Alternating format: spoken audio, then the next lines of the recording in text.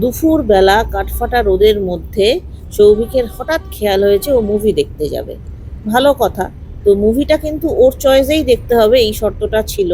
তো অগত্যা সেটা মেনেই বেরিয়ে পড়েছি একটা মুভি দেখতে। মুভিটা কি সেটা তো তোমাদের অবশ্যই জানাবো। তার আগে বলি যে দিল্লি থেকে আসার পর এই প্রথম দুজনে মিলে একটু বেরোলাম, একটু ফ্রি টাইম কাটাবার জন্য বলতে পারো। তো হলের ভেতর যে এক্সপিরিয়েন্সটা হলো, যে সিনেমাটাও সৌভিক দেখাতে নিয়ে এসছে, আমি দেখলাম যে মোটামুটি আমরা দুজন আর আমার পেছনে দুজন লোক, তো খুব ওকে বললাম।